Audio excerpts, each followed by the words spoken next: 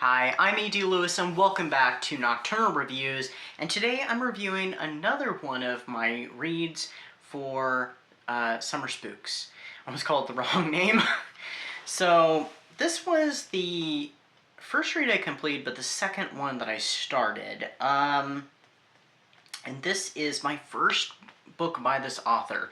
And as you've heard in probably a couple previous videos, including my wrap-up, which I will have linked below in the description. Always check the description. You never know what you're going to find. Also, if you won't mind hitting like and subscribe. I know I don't say that very much because I'm not all about the likes and subscribes, but I figure I should probably at least say it every once in a while. So feel free if you'd like to, and if not, you know.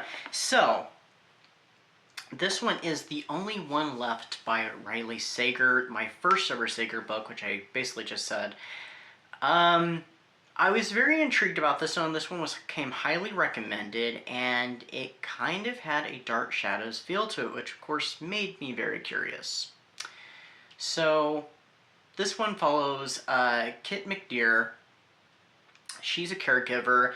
She's recently been suspended from her job because of her previous patient died, and died under mysterious circumstances. So there was an investigation, there was police involved, and she's only recently gotten back into her job, and so she's offered a position. It's kind of a take it or leave it, because if you don't take it, you're going to be fired. You're going to be out of a job. So she's to go to Hope's End to care for the reclusive and infamous Lenora Hope. Now, Lenora Hope is very much kind of like this Lizzie Borden. There's a rhyme about her. Kind of makes you think a little bit of Bloody Mary in a way, too. And there's this rumor that she killed her entire family, that she killed her mother, her father, her sister. And she basically got away with it, and she's been living up in their mansion, kind of basically living up on the hill on the edge of the ocean for all this time, for so many years. This book takes place in the 1980s, and the events that happened were in 1929. So Kit takes the job. She goes up there. She gets acquainted with the household.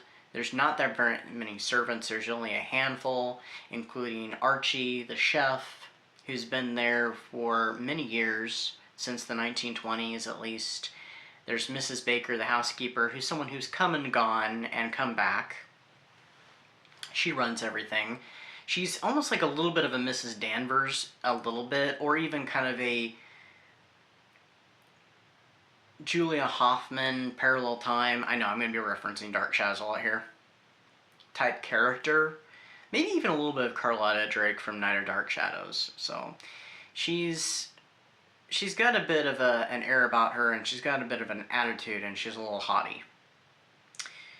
So, and then there's also a maid named Jessie, and she's quite amusing. She's a fun character. And there's, of course, Lenora Hope, who has suffered a stroke. She can only use one arm. She's confined to her bed or a wheelchair, and Kit is afraid of her, but also very curious. So as she deepens herself, trying to find out, is Lenora harmful? Is Lenora something to worry about? But did she really commit those murders? And what are the strange happenings that are going on at Hope's End? We'll be right back after these messages.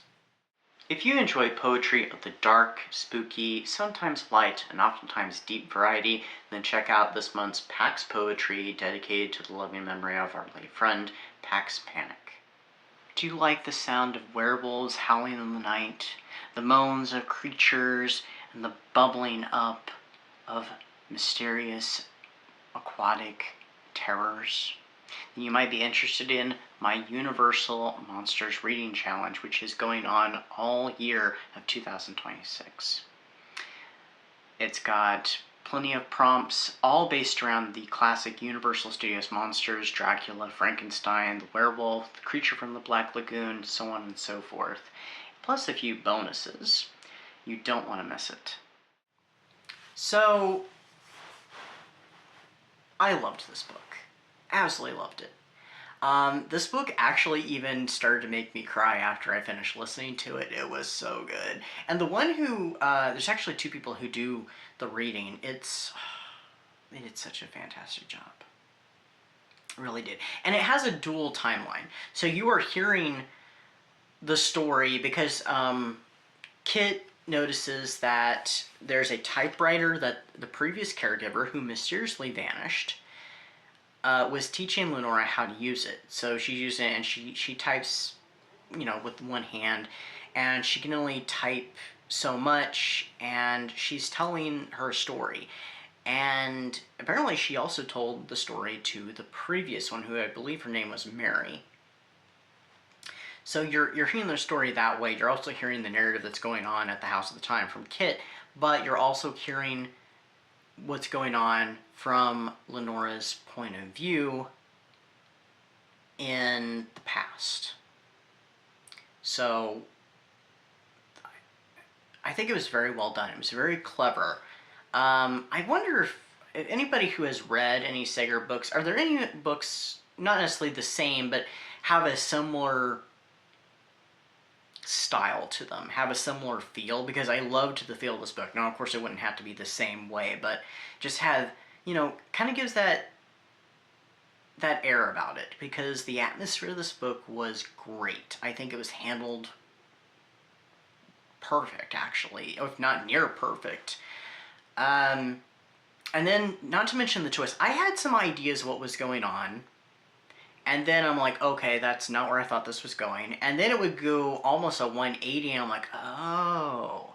So this one definitely made me kind of, I don't remember if I had any literal gasps while I was listening to it.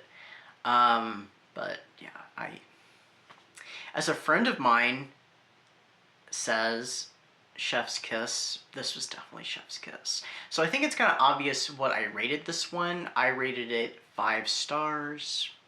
Perfect. Actually, of the books that I read / listened to in this case for Summer Spooks this year, this is my favorite one. I liked all 3, but this one was my favorite.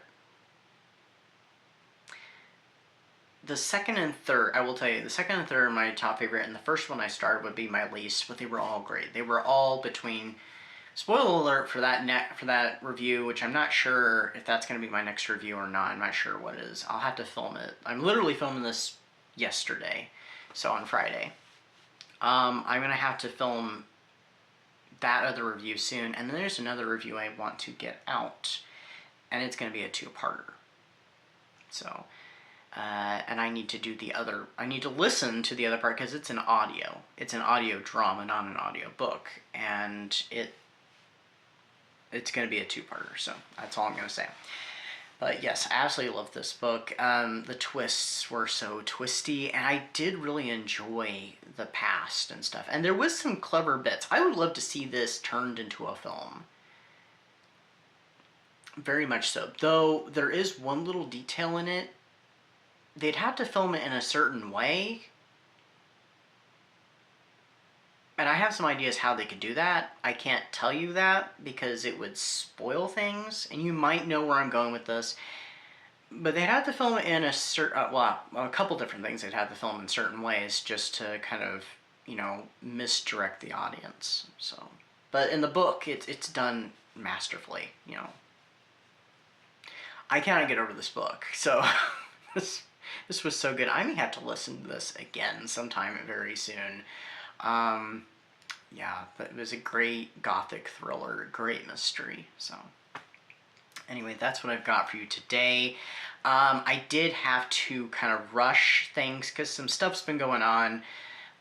More health stuff, so that's continuing, but also things are kind of busy. I haven't even gotten to join sprints past couple weeks because stuff, unfortunately. So I miss doing that, and I love joining sprints on Kat's channel, by the way.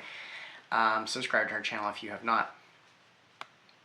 So I'd like to get back into that, and I had to rush my wrap-up video, so I did not get to thank everybody formally. Thank you to everybody who took part in Summer Spooks. It was a lot of fun, and you guys made it even more fun by joining in, and, you know, I applaud each and every one of you, pat you on the back, whatever. Thank you so much, and we'll see what happens next year. So, like I said in that video, I am planning on doing it again next year. So hopefully I can slow back down and finally get to watch some videos, so I really haven't gotten to watch videos, so I'm kind of falling behind because stuff's been stuffing. So anyway, that's what I've got for you today. Stay safe, stay spooky, and I'll see you then. Namaste.